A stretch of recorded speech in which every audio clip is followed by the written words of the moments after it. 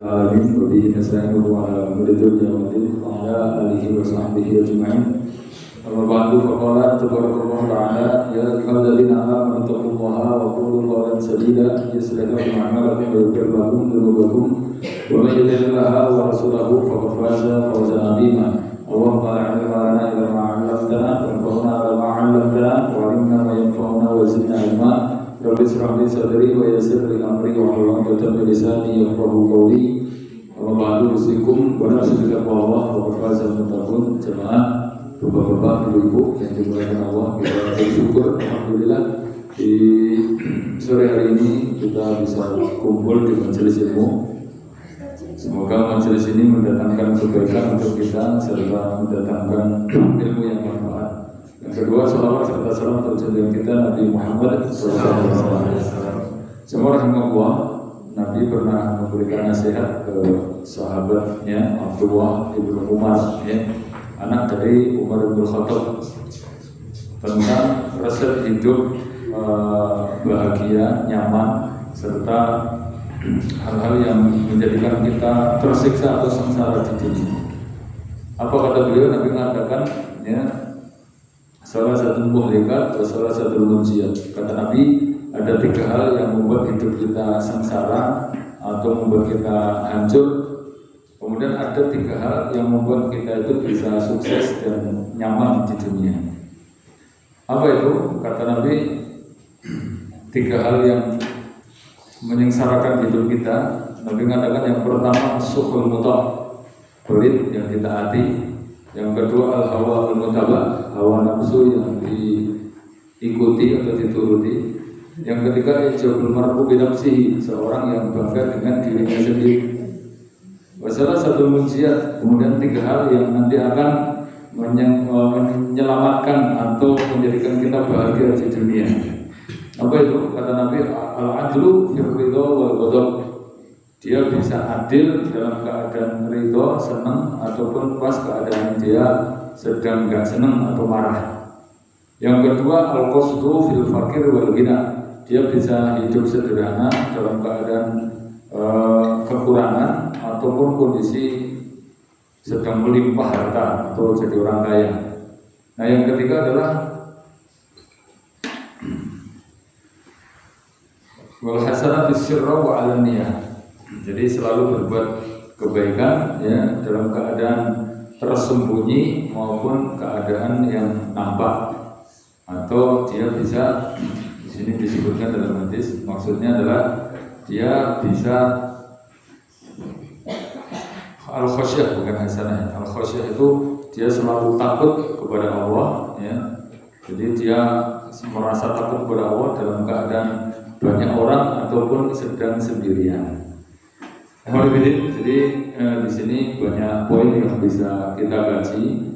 Yang pertama bahwa kalau kita ini pengen bisa bahagia, nggak sengsara di dunia, nah di sini rumusnya adalah kata Nabi yang pertama, jangan sampai ada rasa pelit yang terus ditaati. Jadi 3 hal yang membuat kita sengsara tadi, yang pertama adalah jadi yang pertama as-sukhul muta', perasaan eman-eman. Sukh itu perasaan sayang dengan hartanya, dan perasaan eman-eman itu ditaati terus. Nah, itu dia bikin tersiksa, karena orang yang ngeman-eman hartanya itu aslinya nggak ada orang yang susah kecuali dia sendiri. Karena diman-eman malah terus kapan dia bisa menikmati hasilnya itu. Kata Allah, wa may yabkhal fa innama yabkhalu li nafsihi. Sesungguhnya orang yang pelit eman-eman dengan hartanya, maka yang susah dia sendiri itu. Coba eman-eman duitnya, akhirnya diruangi orang enak. Kemudian punya motor diman-eman, akhirnya rata tinggus ketinggalan zaman. Punya mobil bagus, kurungi terus diman-eman, akhirnya radinggo kok rusak. Kan rugi dewe. Terus kapan dia bahagia dengan harta yang dia miliki? Allah tuh nggak suka kalau kita punya harta diman-eman. Lah perasaan diman-eman yang dituruti itu semakin tersiksa, Pak. Karena apa? Karena kalau diman-eman itu sesungguhnya nanti di akhirat yang dianggap itu bisa memberi manfaat itu malah beresiko. Allah sebutkan gini, ini dalilnya yang mengerikan. La yahsabanna Allah la yahsabanna alladziina yabkhuluna bima atahumullah huwa khairul lakum. Antum itu jangan ngira bahwa duit yang diman-eman, apa yang kamu bakhilkan di eman-eman itu huwa khairul lakum, itu bisa beri manfaat. Bahwa kita eman-eman itu rumangsane iso gawe manfaat. Kata Allah, bal huwa syarrul lakum, itu justru berbahaya. Kenapa? Sayutawwaquna ma bakhilu bihi yaumil qiyamah. Karena harta sing kamu eman-eman itu nanti akan kami kalungkan pada hari kiamat. Itu di dunia aja sudah berbahaya loh. Duit jadi lumpuh-lumpuh cuma ditimbun jadi penimbun harta, itu dia malah tersiksa. Karena semakin nimbun, semakin nyimpen, semakin eman-eman, itu malah semakin melarat, semakin kurang duit. Tambah oke, tapi tambah eman-eman. Makanya tuh tonton orang sih kerjaannya ngumpul-ngumpulkan dunia, terus itu malah tiba orang pelit. Rata-rata itu ya, kita duit oke, dijadi donatur malah rametu. Kebalikannya orang itu jadi kita sudah penghasilannya biasa, tapi kok malah entengan gampang. Ya gitu, makanya perasaan eman-eman, perasaan pelit itu jangan dituruti, nggak ada manfaatnya. Mungkin perasaan kita itu bagi kita manfaat lagi, tak eman-eman gue sombong ini orang. Nanti kalau antum mati itu kuabeh barang si antum eman-eman itu beresiko di akhirat diminta tanggung jawab. Bahkan apa? Kata Allah, barang-barang yang disimpan dan tidak diinfakkan di jalan Allah itu nanti akan dikalungkan, dan kalungnya bukan semacam kalung biasa, kalung emas kepenaan. Dalam hadis kata Nabi, kalungnya itu berupa ular. Idza ra'aitumur rajul, ini hadisnya, siapapun manusia, jika kamu melihat seorang manusia yu'ti minad dunya, yang dia dikasih harta yang banyak, wala tu'addi zakatahu, tapi dia tidak tunaikan, dia diman-eman, tidak mau gunakan untuk bayar zakat, mustilalahu sujalaqra, maka dia nanti akan dikalungi ular yang namanya sujalaqra. Yang kemudian ular itu mengatakan, ana maluka wa ana kanzuka, saya ini simpenanmu dan saya ini adalah duitmu. Resiko yang lain, kata Allah dalam surat At-Taubah, itu jadikan setrika. Ya toh, sayutawwaquna, dalam ayatnya itu ya, alladzina yaknizuna adz-dzahaba wal fiddah, siapa yang nyimpen emasnya, peraknya, duitnya, wala yunfiquna fi sabilillah, terus diman-eman, enggak mau diinfakkan, disedekahkan, fabasyirhum bi'adzabin alim, maka berilah kabar gembira dengan siksaan yang pedih. Gimana? Yauma yuhma 'alaiha finnar, mereka akan dipanggang di neraka. Fatukwa bi'juhum wujuhum disetrika wajah punggung, yaitu perut mereka. Hada ma kanastum, ini setrika ini, kata Allah, ma kanastum, apa yang kamu simpan. Rugi betul Pak. Makanya Nabi mengatakan orang bodoh, rugi dan celaka itu salah satunya apa? Ghaniyun saki, orang kaya tapi ngeman-eman terus dengan hartanya, pelit. Oh, itu rugi karena duit yang diman-eman ternyata beresiko di akhirat, dan dia tidak memanfaatkan di dunia. Tambah lagi nanti sih memanfaatkan orang lain. Ya nek pengen sing salah yang ngono, ya ta, monggo. Terus kene pelit ngono iki. Arep mangan terus ditip ki apa? Jangan mati gedeng banget tuh iki. Aku sih rapat sugih ngono nek pas itu arisan ngono iki nek ora ndang kanggo piye ngono. Ketoke wah, lu nanjake piye ngono aku mangan dodolan opo dinikmati lho duit kok. Terus di mana terus kapan dinikmati? Ku nek jaran tuwa getun. Nek arep lumo-lumo ora iso duit akeh ora iso ning ndi-ndi. Terus arep mangan enak wis tuwek mangan enak. Untuk wis bolong kabeh giyal-giyal arep mangan enak opo ngono lho. Mbasa loro, butuh kan banget loro. Sedih banget Pak. Pas duit akeh-akeh ngerti-ngerti stroke terus ora entuk mangan opo-opo. Mangan nganggo selang kayak gitu dia apa duitnya itu. Makanya masa menikmati duit itu sebentar. Makanya mumpung pas enak-enaknya dinikmati. Allah itu nggak suka kalau duit itu kemudian simpen dok itu. Makanya nikmat itu biar awet, caranya bukan disimpan, tapi kita bagi, kita nikmati dan kita manfaatkan untuk kebutuhan kita. Dalam qaulnya Ibnu Taimiyah mengatakan layak tumu nikmat itu bisa rasa. Nikmat itu nggak akan awet kecuali dengan 3. Ini cara biar nikmat itu melekat terus pada diri kita. Disyukuri, wadafi dimanfaatkan, wabitasarrufi dibagi gitu. Ini yang pertama. Yang kedua, kesengsaraan yang kedua. Ini kalau ada pada diri kita, khawatirnya nanti antum sengsara, kita semua sengsara ya. Makanya poin ini perlu disampaikan, jangan sampai dilakukan. Apa itu? Al-hawa al-mutabah, ambisi atau syahwat, hawa nafsu yang dituruti terus. Jadi pengen itu turut. Ngasih kiamat itu menuruti ambisi kayak ngono ki. Ora nek rampunge semakin dituruti semakin tersiksa. Makanya doa kita nek pas kepingin itu apa? Nek antum cukup gitu ya. Itu rasa kepingin terus sudah kita mencukupkan diri dengan pemberian dari Allah Taala. Makanya Nabi ngajari doa nek pas antum kepingin banget ngono doanya gimana?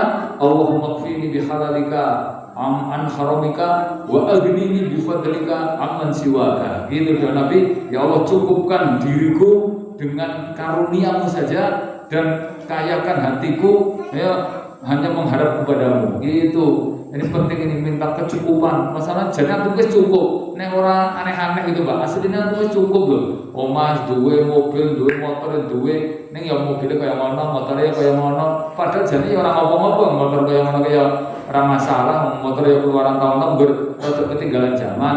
Ya mobil jane ora masalah wong mobilnya ya ora tau rusak, ya nggur ketinggalan zaman nek nggo jagung ketoke urung patek patut liyane bangsa sing halus-halus kok kuwi modele kotak dhewe ngono ya. Padahal jane ora masalah lho. Itu nek antum ambisi turuti terus modelnya turuti modelnya turuti meneh malah tersiksa kayak gitu. Makanya nek pengen bahagia aja dituruti ning ditahan. Contoh nggih bab sepele, masalah makan saja. Itu antum turuti terus golek sensasi terus. Makan itu, Pak, kata Nabi, nek antum itu kelasin daging kok wis kambing, wis paling pol itu. Karena enggak ada daging yang lebih enak kalahkan kambing kata Nabi. Karena di situ full dengan barokah. Ittaqul ghanam kata Nabi, makanlah kambing fa inna fi barokah karena di situ penuh dengan keberkahan. Sate paling enak ya kambing, templeng paling enak ya kambing. Lah kaya ngono terus kurang puas turuti terus arep mangan apa neh coba. Coba turuti mulai akhirnya makan sing rego jutaan ngono kae. Restoran sing nganggo hiasan-hiasan, nganggo serba super VIP, ngopi ngasih rego 200.000 ngono ki nek lho kene dalanan nyar ngopi lho 200.000. Lho iki jenenge kopi apa ngono kuwi. Gitu. Terus rasane apa terus ngono kopine luwih murah wis nganggo unik-unik ana restoran sampai satu kali makan 3 juta karena makannya di ketinggian. Mangan itu ribet banget nganggo ketinggian piro, ada yang makan itu di kandang singa ngono barang kuwi. Kuwi jane nek dituruti terus malah tersiksa urip yang kuwi. Memangnya kayak gitu tuh enak manfaatnya. Antum tuh makan tujuannya apa tuh? Makan ki ben wareg gitu ya. Nek wis kambing tuh, Pak. Kurang wareg terus kurang enak piye? Ada enggak sih lebih enak dari itu? Sate misalnya. Kalau merasa sate apa bae? Sate tahu, sate tempe, sate usus, sate pentol, sate ayam, sate ceker, sate apa bae tetep ora lagi sate kambing. Apa ada sate sapi, ada sate apa bae to? Ana sate jaran, ana sate apa kayak aneh-aneh sate di sate kabeh. Itu tetep enggak ada sing ngalahkan kambing itu sudah. Makanya antum kalau punya keinginan itu, ya kira-kira antum wis cukup sudah, enggak usah omroh kabeh dituruti. Kata Imam Syafi'i, itu sederhana banget antum nek pengen bahagia. Contoh bab makan ya. Idam tu'am al-ju'. Lawuhnya makan itu yang paling enak apa? Lapar. Makanya lapar biar lapar gimana ditahan. Jadi apa? Jadi sik wareg rasa kadang sik tahan. Nah, kalau seluwe, wah itu makan jadi enak banget itu. Ambok enake kaya ngopo? Iya tuh golek sensasi kaya ngopo itu karena kondisi nuruti terus madang. Karena madang meneh baru makan sate, madang meneh. Ya ora enak kok kayak gitu itu. Mbok enak kok. Itu sugo templeng. Jenenge wis baru madang ora telung piring kok terus sugo templeng kok. Ya paling ya enak tapi nyicipnya itu masih dikit gitu karena wis wareg masalahnya. Nah, ternyata rahasianya kata Imam Syafi'i ditahan jadi lapar. Nek jadi lapar mbok panganan ora enak jadi enak gitu loh. Nah, makanya di sini juga dalil kalau antum pengen bahagia, hawa nafsu itu bukan dituruti tapi mah ditahan. Kita bahagia.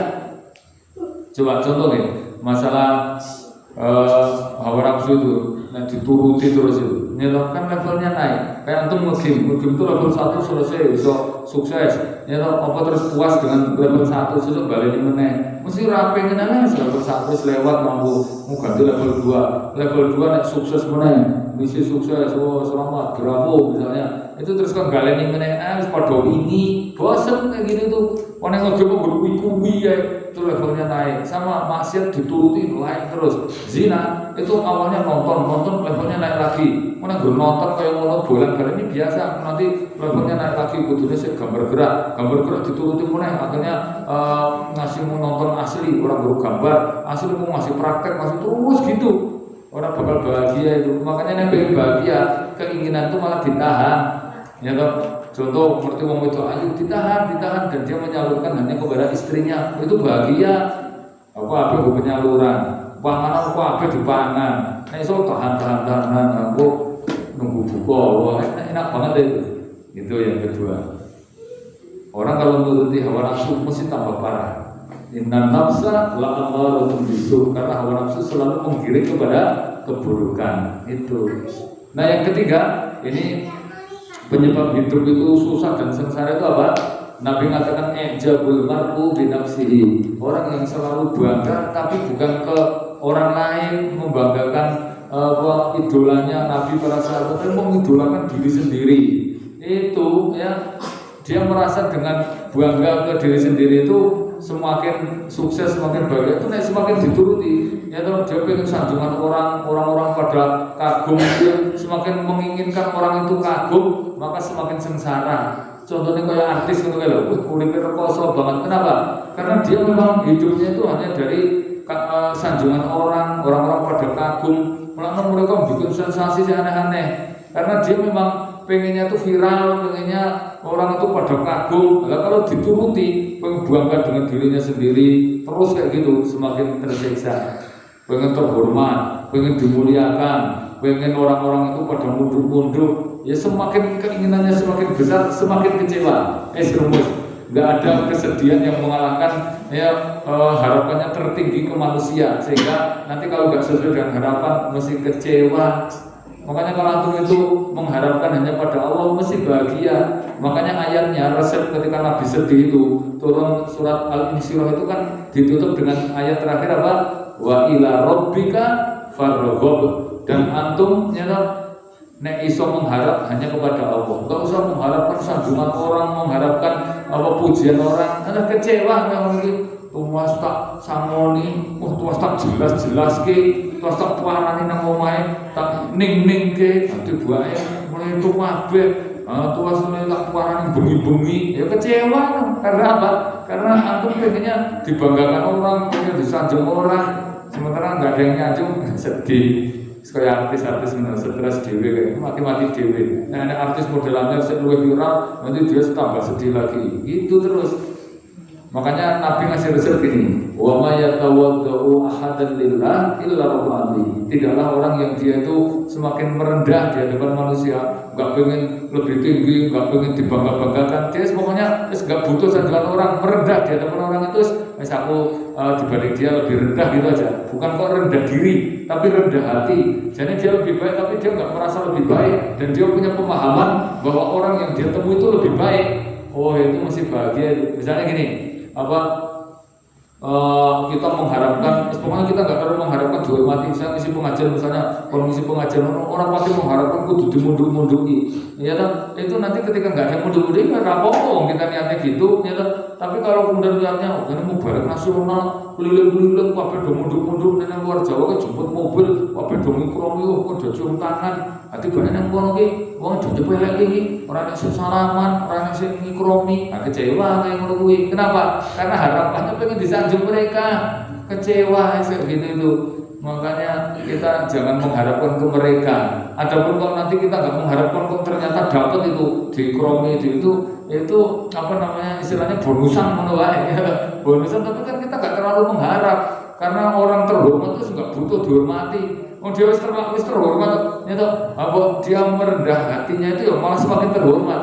Kayak Umar bin Khattab itu loh Pak, dia itu orang bangga kalau dia sebagai khalifah. Itu ketika mengadakan kunjungan ke negeri Himso, itu biasanya kan dikawal pasukan ke Surasan. Nyata saya sama budak wajah. Itu karena dia naik onta, budaknya melaku, mesake itu gentenan. Nyata naik kesel, budaknya kok numpak lah. Ketika masuk ke negeri Himso, kok ya gilirannya pas budaknya. Akhirnya Umar sih nuntun budaknya sih metengkreng yang dhuwur. Budak itu manusia yang paling rendah, sementara Umar itu Amirul Mukminin orang sih derajatnya saat itu sebagai orang nomor satunya kaum muslimin, Amirul Mukminin tuh. Yang kayak Indonesia kayak presidennya loh, orang nomor satunya. Nah, yang mau kemudian pas giliran masuk situ, malah Umar sih nuntun si budak sih metengkreng yang dhuwur. Kalau kabeh do menghormati Assalamualaikum Amirul Mukminin. Kleru disalami malah budaknya Emangnya kayak gitu terus Umar itu jatuh rendah gitu kok malah semakin mulia Pak kayak gitu itu. Makanya Nabi kasih tahu tidaklah orang yang tawadhu atau rendah hati kecuali malah tambah terangkat derajatnya. Oh enggak akan hina. Saya punya jadwal dulu ngisi Ahad pagi di Lebak dulu. Saya kira bubar kalau nanti kok rame kayak yang kelurahan dulu. Nah terus pas ada jadwal kosong dulu Ustaz Triasmoro masih hidup gitu, ya itu pas jadwal Ustaz Triasmoro saya ngisi subuh barokah di Ngopos lewat, wah ini pas jadi Pak Tri melu ngaji ada sesuatu, nanti baliknya melu ngaji mulai, memang kayak gitu katanya. Terus pas amang tamu loh, jangan cek tukang ngisi berita loh, jadwal rutin, aku malah melu neng ini, jangan ke ini loh, gak kamu loh gak rakyat itu, amang ngisi ke ini loh, mulai Pak siapa itu bos amang tamunya mulai, memangnya kayak gitu tuh tambah rendah loh piye? Ya tak, rumah sana jadwalnya neng kono terus orang ngerumokin neng kono piye? Itu aneh-aneh Pak. Pokoknya kita tuh jangan terlalu banggakan dengan diri kita. Ternyata semakin bangga semakin sengsara hidupnya. Antum nek pengen bahagia, serasa terlalu mengharap itu, terserah. Ternyata orang dikromi rawan itu serah masalah. Tapi ketika dapat itu anugerah gitu aja. Nah ini makanya jangan mencari sanjungan, pengen dibangga-banggakan, dimuliakan, pakai status, masya Allah, saya rasa bukan status, ternyata nanti orang pada membanggakan, terus kita senang banget, alhamdulillah, ternyata ngaji dulu lur, ternyata, masya Allah kamu sekarang ngaji ya, Ramadan, alhamdulillah, di hari yang keempat ini sudah bisa khatam, langsung, masya Allah, terus bangga, terus dunia jual kabeh, mana rene ngono ya aku posting iki jane sik nonton ki wong 800 kok yo sitok orane sik komen tok. Nah sedih lah ngono. Kok wis ndak usah sedih-sedih karena kita tuh menjadikan sengsara karena terlalu bangga dengan diri sendiri. Sekarang resep gimana biar kita itu selamat atau bahagia, longgar bahagia di hati itu. Tadi kan 3 hal yang menyengsarakan, ini yang menyelamatkan berarti. Yang pertama Pak, kata Nabi, ini nasihatnya sama ke Ibnu Umar. Tadi yang mencelakakan 3 itu ya. Jadi bukan ke Ibnu Umar bro. Kalau Nabi nasihat ke Ibnu Umar itu berarti nasihat ke kita. Maksudnya kan gue Ibnu Umar, ini Nabi nasihat ke sahabat-sahabat, ke tabiin sampai ke kita ini. Apa itu? Kata Nabi yang menyelamatkan. Yang pertama al-adlu firridho wal ghadab. Tetap bisa adil. Kondisi dia senang ataupun nggak senang, kondisi ridho ataupun marah, itu aja masih dolim menurut Pak. Biasanya kita nggak gitu, orang senang udah langlung nyah, bahasan jengkel pun belas saya itu padahal jadi butuh banget orang kayak ini. Misalnya kita pas senang karo bojone wah ngopi nyerap kurang-kurang biasanya merasa mengalami belas. Padahal jadi butuh banget sih itu pengaruh anaknya bujune dewe enggak aku anyel rata kayak dua cisang akhirnya aku bujune ditahan kabeh itu dolim kayak gitu itu orang bahagia. Yang kalau yang kita pengen selamat itu kita walaupun kondisi nggak suka tetap adil ya apa-apa walaupun butuh masalah kadang-kadang ada konflik tugas laki-laki itu ngasih apa-apa ya ngasih apa-apa. Perempuan juga gitu walaupun pas orang seneng karo bojone ya tak aja ngasih kok terus dolim, aku lagi pernah seneng anyel aku rata terus kelekan, waduh, kalau itu orang gawe sebor, nek wong lanang gampang, ini lagi sebor, teratur lagi sebor, jajan, gampang, tapi kan itu dolim kayak gitu itu, ya. Nah, makanya kita usahakan untuk tetap selalu adil, tidak semena-mena, tidak dolim. Kadang-kadang gitu nek pas ora seneng, ora seneng ngono terus wah didolimi. Ora seneng karo wong siji, enggak, aku ora seneng karo imame masjid Al-Furqan kae terus akhirnya jadwalnya wegah teko. Wegah aku ngisi nang kono, kok enek wong kae. Ora seneng karo wong siji kabeh, jamaah didolimi kabeh. Itu enggak boleh, pokoknya tetap adil dalam keadaan seneng ataupun enggak seneng gitu ya. Ini penting ini ya, kadang-kadang kita membeda-beda kita dari adil gitu. Ya anaknya siji ngeyelan, siji nurutan. Nah, terus walaupun perasaan dalam hati itu ada kecenderungan seneng karo sing nurut, tapi jangan sampai dolim. Jadi gandeng ngeyelan wis rasa jendrake ning pondok kapok. Ya enggak boleh gitu, pokoknya tetap harus adil gitu. Yang kedua Pak, al-qasdu fil fakir wal ghina. Tetap sederhana dalam keadaan melarat ataupun kondisi kecukupan. Ya, nek melarat sederhana ya jelas sih gampang ya. Aku tak sederhana ya, masalahnya mengeran duitnya. Aku tak sugih banget tapi tetap sederhana. Oh itu yang bikin kita selamat enak. Kenapa kok kita ini kadang-kadang tersiksa? Karena kita itu nggak pernah merasakan jadi wong sugih itu gini penyebabnya. Kita itu kalau pas melarat bisa sederhana, pembahasan sugih itu akhirnya grade hidupnya ya naik. Saya bayangkan loh, dulu pas nang Malang itu rantai mobil, rantai motor lagi, wong guru ngajar MD itu gaji 200.000 loh sehari. Saat itu 200.000 kok ya cukup menurut gue, 200.000 cukup. Ya anak siji saat itu, ya. Nah, terus bahasa banyak penghasilan tambah, tambah. Saya bayangkan ya, misalnya saya ini 1 bulan itu 20 juta, kira-kira grade hidupnya atau keinginan hidup apa berubah apa ya? Nah itu tetap nggak berubah. Misalnya gini, mobil tetap semono, padahal level hidupnya antum gitu ya. Level hidupnya antum misalnya per bulan 5 juta. 5 juta itu motornya Supra, kalau omahe koyo ngono kuwi wis cukup gitu loh. Radio utang uripe penak. Lah kok ternyata antum ekonominya naik, pas sugih per bulan 10 juta misalnya. Tapi tetap 10 juta ke motornya ora gratis ngono wae, wong motor sik penak, omah ya koyo ngono-ngono kuwi, iku langsung dadi wong sugih banget itu.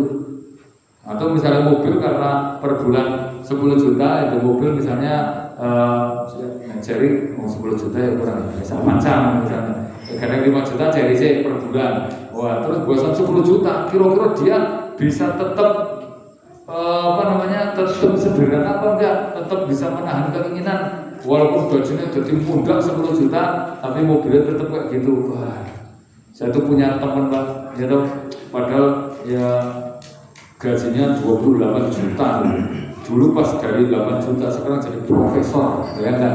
Ini di Indonesia dia terpilih 1 di antara 2 orang Indonesia yang jadi profesor aluminium. Dia keliling-keliling ke luar negeri, keliling kemana itu jelasin itu masya Allah gaji semua biaya ini tetap mobilnya kan dia akan sama motornya ribu menurut. Wah yang kayak ngono ya sugih banget 20 juta nganu kok utuh terus akhirnya gue pondok gratis juga nih dulu kok gaji itu. Masya Allah kayak ngono hebat betul ya aku gue tenang seperti gitu. Kita kan orang duitnya muda ya apa-apa serba muda tapi jadi podo lainnya ya kan 1 juta ini cukup bosan gaji 5 juta ya entek terus bosan 10 juta jadi ya entek terus jadi podo lain gitu loh rata-rata saya jadi wong sugih 10 juta entek jadi 10 juta entek meneh gaji 20 juta ya entek meneh karena bosan ekonominya naik itu pola hidupnya ya naik. Dan ben ya jajan soto gelem bosan gaji 10 juta jelas soto ora gelem ngono wong nek kok sego gablok apa ngono ki wah gaji 10 juta sego gablok ngono ki nah itu jadi enggak akan bahagia. Kenapa? Karena dia itu enggak bisa sederhana ketika kondisi kaya. Makanya kita itu aslinya pengen bahagia suruh menahan tetap bisa sederhana kalau dalam kondisi kaya. Terus nanti kekayaan itu dialihkan untuk yang lebih baik. Itu kalau dalam bahasa syariat namanya zuhud. Zuhud itu artinya menahan sesuatu yang tidak dia butuhkan di dunia untuk dialihkan ke akhirat, itu zuhud. Makanya Nabi mengatakan izhad di dunia yuhibbuka Allah. Zuhudlah kamu di dunia nanti kamu dicintai Allah. Wazhad fima indanas dan zuhudlah apa yang di sisi manusia nanti kamu disenangi manusia. Ini arah bahwa antum golek amal sak alam dunia seiso disenangi Allah dan manusia itu arah. Biasanya kalau kita melakukan amal sih disenangi Allah itu manusia nggak senang. Contoh sholat Allah senang, manusia belum tentu senang. Atau kalau antum mengamalkan amalan sih disenangi manusia itu Allah belum tentu senang. Tapi kalau zuhud itu Allah senang, manusia senang, kabeh senang ini. Coba enten bener sih jengkel kalau wong sugih ini sederhana. Jadi duitnya kekintalan tapi wongnya lambene biasa. Ya toh jajan ya biasa, motor ya apa pamer-pamer ngono kan malah sih nganyel iki nek wong sugih terus gayane pamer-pamer ya toh mobil ngono jenis duwe papat tuku meneh. Terus dia apa kaya ngono iki malah wong ora bangga lho ngono iki malah sok-sok nganyel. Omah sapi rehab meneh, urung dadi direhab meneh, urung meneh rehab meneh, gue rehab kaya ngono iki. Terus dia ngomong ya terus ditempati nggo kuwi-kuwi mobil begitu terus kok kurang terus. Nah yang terakhir apa? Al-khosyah fi sirri wa alaniyah. Takut terus kepada Allah dalam keadaan tersembunyi maupun banyak orang. Banyak orang menampakkan takut gampang. Wah, kayak Ustaz kayak wong misori kayak. Kalau kayak wong kok gitu di syekh jadi wong sori, masyaallah. Bahasa dewean orangnya wong nyata njero kamar. Kelakuannya baik, orang wedi sama Allah Ta'ala orang wedi. Melakukan maksiat, memperani uang, berani uang, bahkan selama Islam itu tetap ini wasiat Nabi yang tertinggi. Ittaqillah haitsu kunta, bertakwa dimanapun berada. Pas sepi, pas dewek, pas oleh uang, pas rame, pas sepi, pas ketok, apa ketok gitu loh. Itu masalah beda banget. Pas ketok uang itu ngetok kayak uang soleh. Kalau jak tiba. Masalahnya uang itu. Lakuan itu parah pada preman ini ya. Ini untuk uang ini uang. Roda mana. Gitu ya. Semoga bermanfaat. Alhamdulillah. Assalamualaikum warahmatullahi wabarakatuh.